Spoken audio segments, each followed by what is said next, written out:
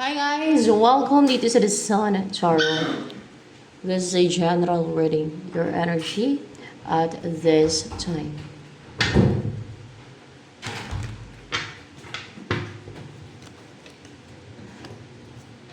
Strength. Ace of Swords. You are strong, meron kang inner stillness, and you're also, kasi merong infinite symbol yung strength dito, yung babae dito. It's a sign na you are guided para magsama kayo ng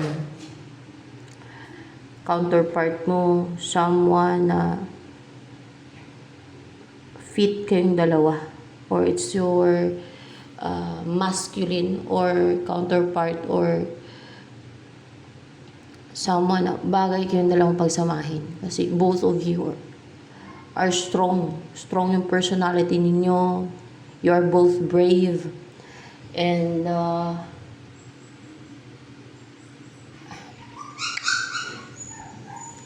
merong inner stillness. Ganyan.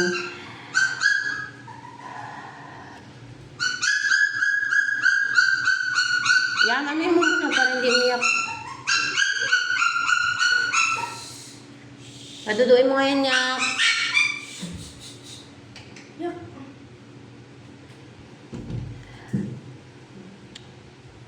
Hindi na mabablakan yung path mo kasi you are like this sword, a double-edged sword na lumilipad pa. May pakpak kasi mayroong pakpak yung agila dito. O kaya para kang agila na nakakalipad. Yan. Na hindi mo na kailangan dumaan pa sa mga mountains, o hindi mo na kailangan mag-struggle pa, hindi mo na kailangan gumapang-gapang, hindi mo na kailangan akyatin pa yung mga bundok. Kasi you have wings to fly, no? Ibig sabihin, wala nang mga balakid, no?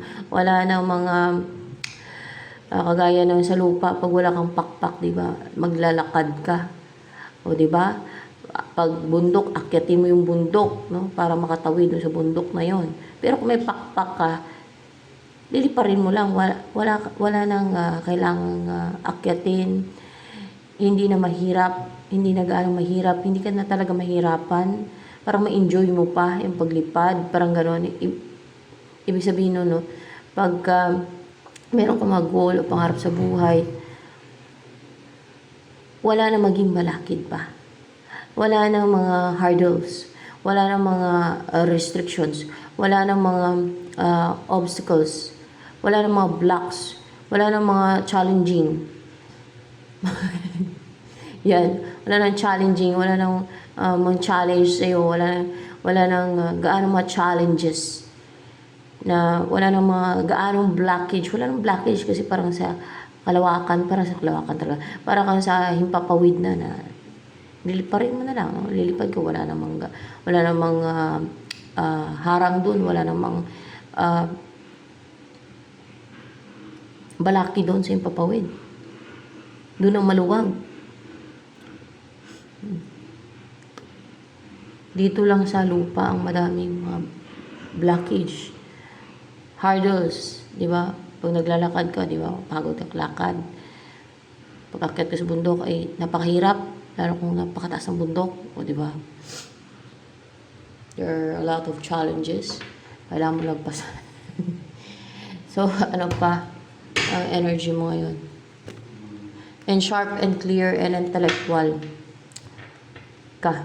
Sharp and clear yung mind mo, intellectual, logical, ganyan. Kasi sword eh. Clear yung mind mo.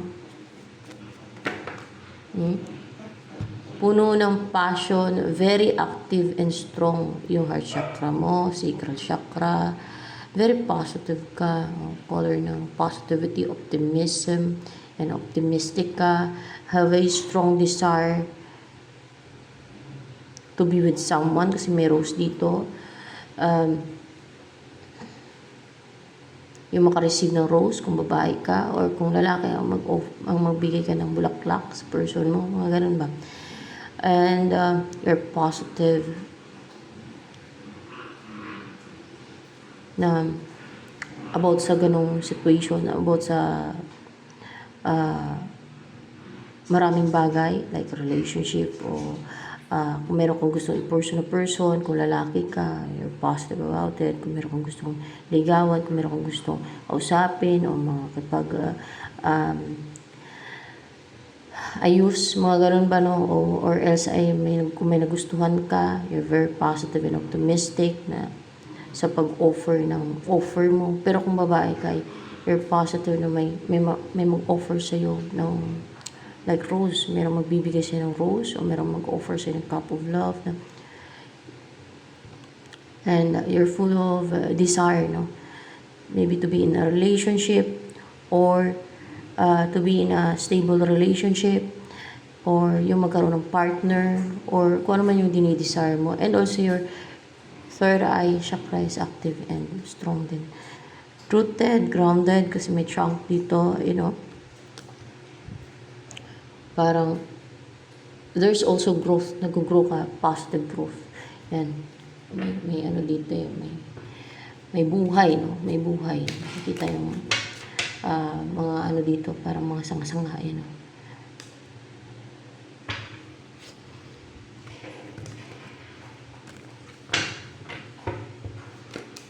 Sakta. Very positive. Yung personality mo, very optimistic, very passionate, very fiery. Fiery. Mataas yung self-esteem mo. Hindi mababa ang self-esteem mo. You're flexible and colorful yung personality mo. Kasi yung mga butterfly dito, para ba na-transform ka into this, no? Na very positive, fiery, no? And umaapo yung aura mo. Oh. And maliwanag yung aura mo. And pero kahit lang yung isipan mo kasi merong Chalcedony dito. Yung parang agate yung Chalcedony. It's calming stone. No? And nakaka-calm, yung color niya pa lang eh. It's calm, nakaka-calm siya. And makikita sa mga mata mo kung gaano ka courageous. Kasi meron ka inner strength eh. Oh, and you're full of courage, confidence. You're full of confidence as well. And assertive. May believe ka sa sarili mo. Strong talaga yung personality mo. See? And very passionate. Sabi ko na. You're also brave.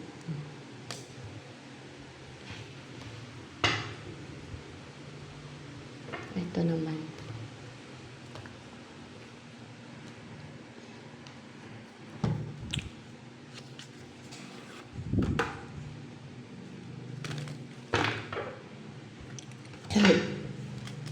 Ayun talaga yung guidance, kaya tumalisik siya, guys. Let go. As you surrender the need to control, your relaxed energy rapidly attracts your desires. Meron kang kailangan i-let go. Kasi pag sinurrender mo yung need mo, yung kailangan mo na kontrolin, no? Situation or anything or person or people around you. Pag sinurrender mo yung need mo ng control, no? To control everything. No? Yung relaxed energy mo na hindi mo kailangan kontrolin. No? Situation, people around you, everything, anything. Or your person or situation. Ay mabilis mo attract yung mga dinidesire mo. Ganun daw. Yun ang guidance.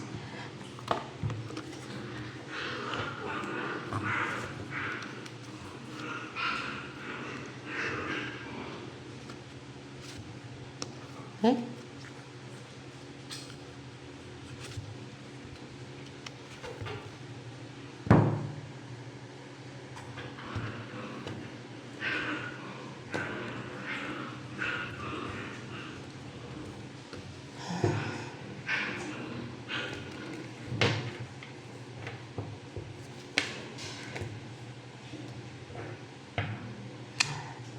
Actually, malaya ka na eh. Recover ka na from being restricted, from being controlled. Naka-recover ka na sa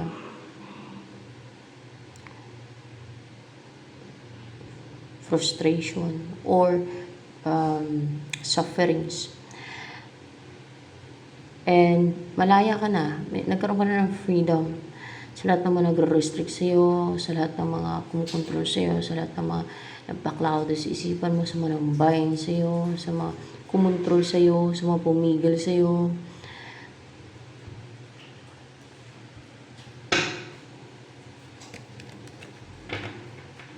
Wala na kang blockage, wala na mga balakid. Malaya ka na mangarap, abutin yung mga pangarap mo sa buhay, na mag-set ng goal and then achievein mo yun.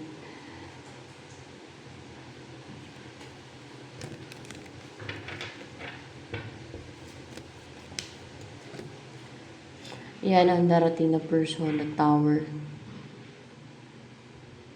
na di-destroy o nagkaroon ng ending sa inyo. Hindi siya na-destroy. Hindi naman daw na-destroy. Nagkaroon ng ending sa inyo niyan, ng tao na yan. Kaya may the tower. Sa side na may nangyaring ending sa inyong dalawa. Yan.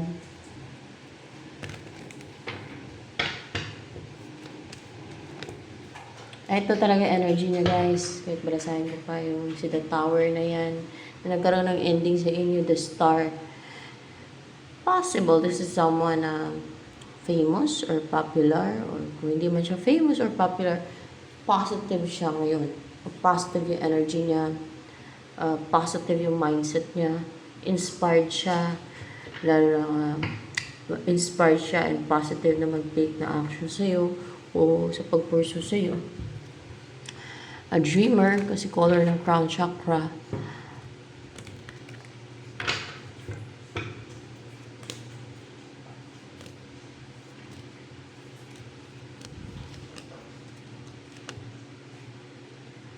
Hindi naman siya yung parang frustrated, yung stress, yung feeling, hindi siya yung nag-overthink, parang naka-recover na to sa anxiety, sa pag-overthink, yung kailangan niya munang pag-isipan. So, hindi na siya ganun na kailangan niya munang pag-isipan. Naka-recover na kasi siya. Hindi niya na kailangan pag-isipan pa. Hindi na siya yung hindi sure or hindi sure sa gagawin niyang action o sa decision niya. Kung kaya hindi niya na kailangan pag-isipan pa ng ulit-ulit o ng maraming beses. Mas sure na yan sa feelings niya sa'yo na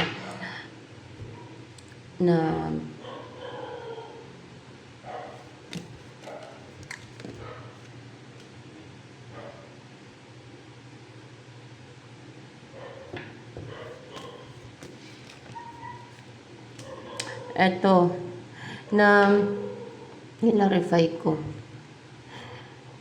na gusto kanyang dipinsahan. Sure na siya sa decision niya, sa feelings niya na para bang naging protective siya sa'yo. Gusto kanya mapangasawa, nagbubuo kayo ng pamilya. Para madipinsahan ka niya, para maprotektahan ka niya. Pag asawa ka na niya, pagka mag-partner na kayong dalawa. Sure na siya sa decision niya o sa naramdaman niya sa'yo na gusto kanyang mapangasawa, na ikaw yung gusto niya mapangasawa, na hindi niya na kailangan mag-overthink para pag-isipan para maigi o na ilang beses o na matagal. Yan, sure na siya sa feelings niya na di ba malalim to? Malalim to eh. Na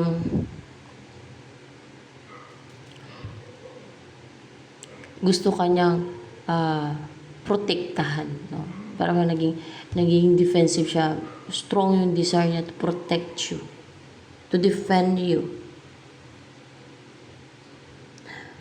And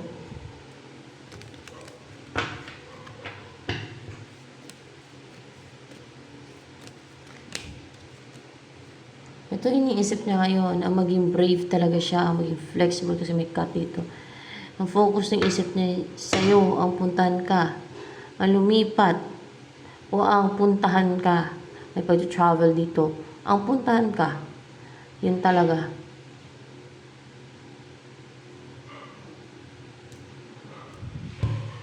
Wait lang.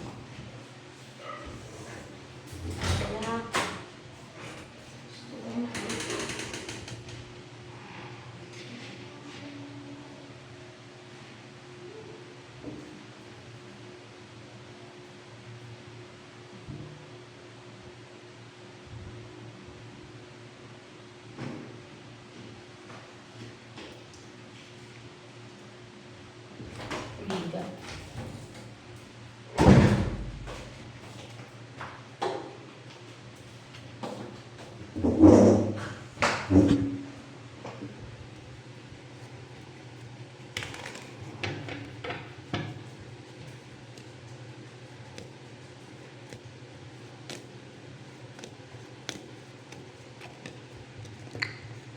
Ito ang next move o next action na gagawin towards you. Possible na next na gagawin. Possible na next na gagawin niya. Kasi hindi pa naman niya ginagawa. Di ba? Possible lang.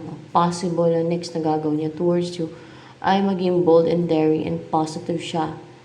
And optimistic and brave na mag-succeed siya, no? Sure na mag-succeed talaga siya kasi bold and daring siya and positive and porsigido and determined talaga na i-pursue ka. Pwede puntahan ka o kausapin ka. Yun ay iniisip niyang puntahan ka o i-message ka, kontakin ka, ganon. I-pursue ka. There's a huge possibility na succeed to sa goal niya, sa plano niya, na mapuntahan ka at kung ano man itong mga next move niya pang gagawin towards you. Sa sign of success, the sun, positive yung result. Yan.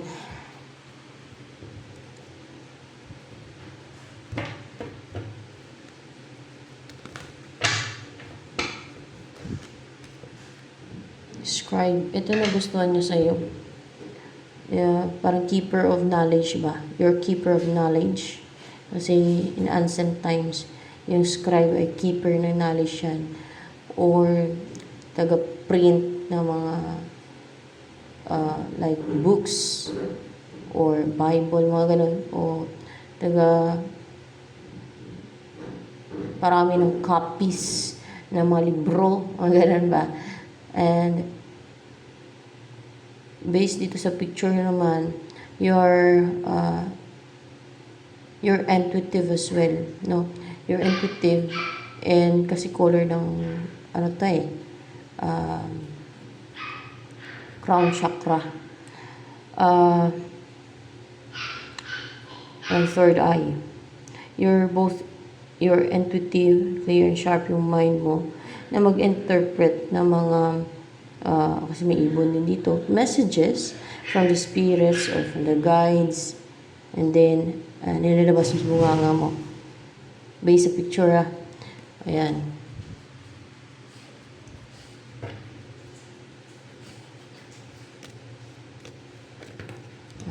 Ito ang kinabiliban sa'yo. Ito lang, isa lang.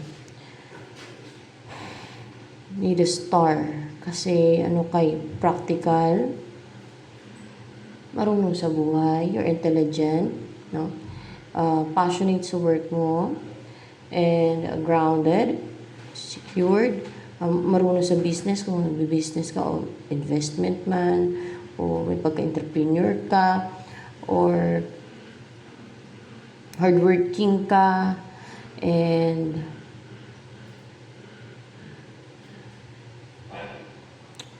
you are secured. Pinapalaga mo yung stability mo. Hindi ka nagpapabaya sa finances mo, gano'n. Kasi masipag kayo, trabaho. King of Earth, parang King of Pentacles din yan. A good provider. Uy! Makulit talaga. Naku!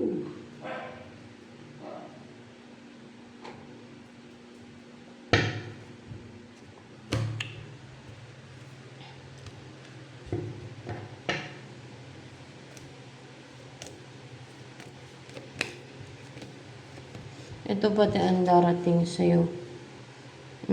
May babalik. Intuition mo. Your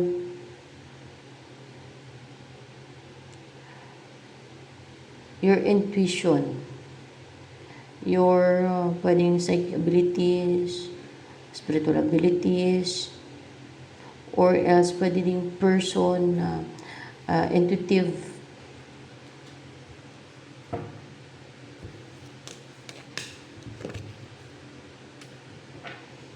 Yung stable ka. Na stable yung intuition mo. Yan ang babalik. Yung stable yung intuition mo. Yung secured yung intuition mo. Yung maging napaka-intuitive mo na. Mataas yung intuition mo. O intuitive. O highly intuitive. Ganon. Babalik yun. Yan ang darating sa'yo. At yun ang babalik sa'yo.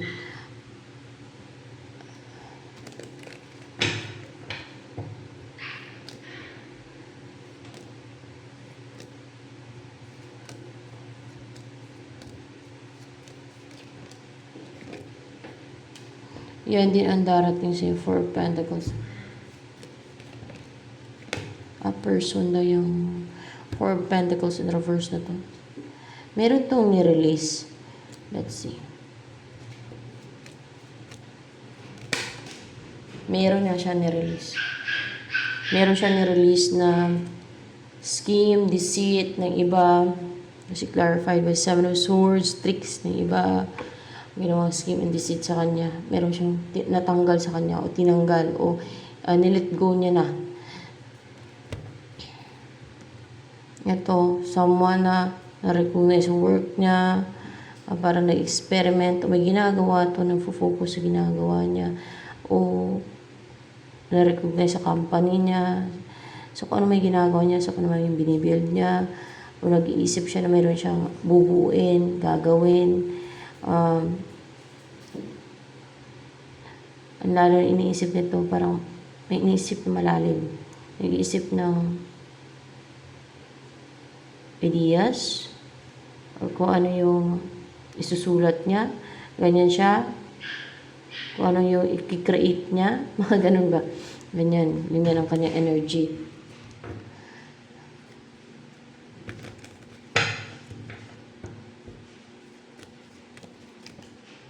Hindi yan yung person. Someone, hindi yan yung person. Ito si 4 Pentacles in reverse na to. Meron kayo soul connection. Twin flame mo. Sir, twin flame. Yan. Kaya maramdaman mo dyan yung parang may mga similarity sa inyo.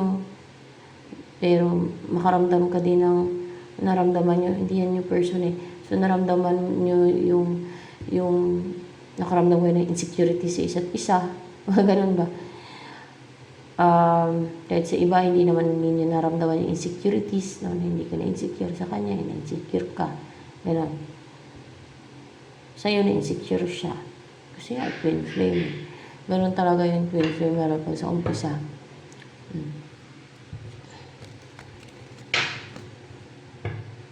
Madami pang sign about twin flame. Nasa, sa Google, explanation, o may mga signs yan. Sa YouTube din, kung ano yung twin flame. Kung ano yung mga signs daw. Twin flame.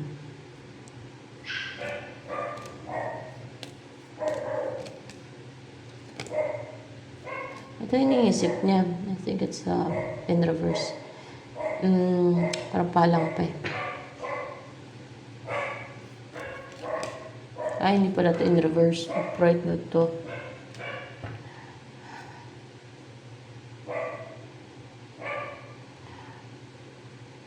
Actually, nagja-juggling pa to eh. Hindi pa fully decided. Nahirapan siya mag-desisyon. Parang may wini-weigh pa niya. Kung ano yung best decision. Best choice. Right choice, right decision. Ganun.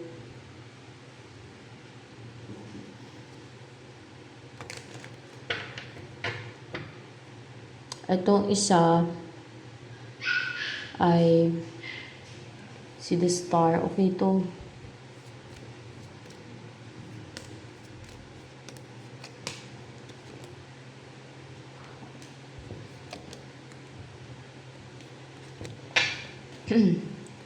Queen of Cups in reverse.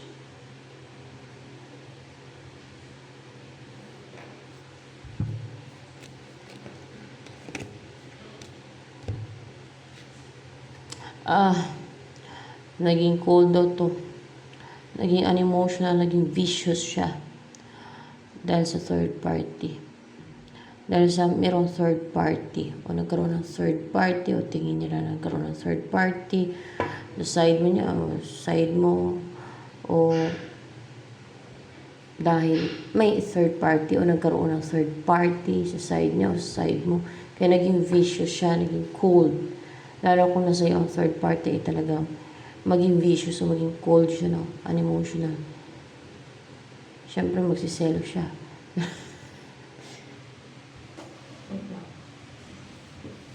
Yan ang gusto sabihin ni The Star, no?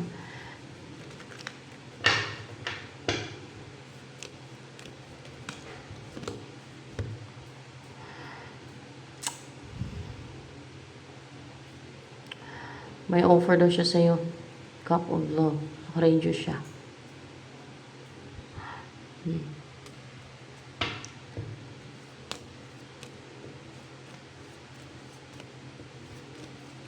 Nantok ako. Nakarecover na daw siya sa sadness. Nalungkot pala to dahil may third party. O yun ang tingin niya. Kung wala mang third party. Wala duda. O basta dahil sa third party. Kung kaya naging cold, naging vicious.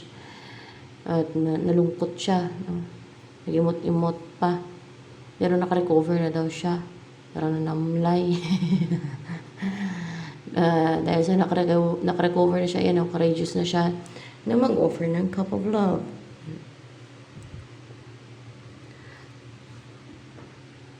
Don't give up on your fate. Love goes through those who believe it. And that's the way it is. So itong person mo na to, hindi siya nag-give up. Nag-emote-emote man, nalungkot, namlay, dahil sa third party, o dahil may third party, o kahit tingin nila, ay nag-recover siya, and naging courageous ulit, o naglakas loob na naman na mag-reach out to siya sa'yo. So, yan.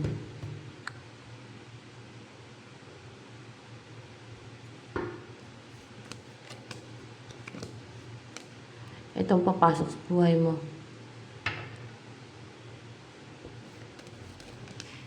Tao yan. Si hermit na yan.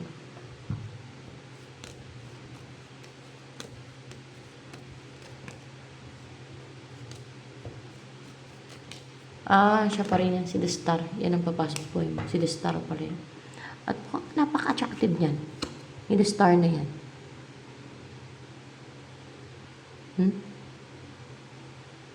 Parang nasa kanya ng lahat. In-isolate yung sarili niya, naging aloof. Nag-introspect. Dahil daw sa third party. Nag-emote-emote pa to. Natawa ako sa... Parang nalungkot na may third party. Tawa na ako. So, ayan. Ito na lang guys for collective reading.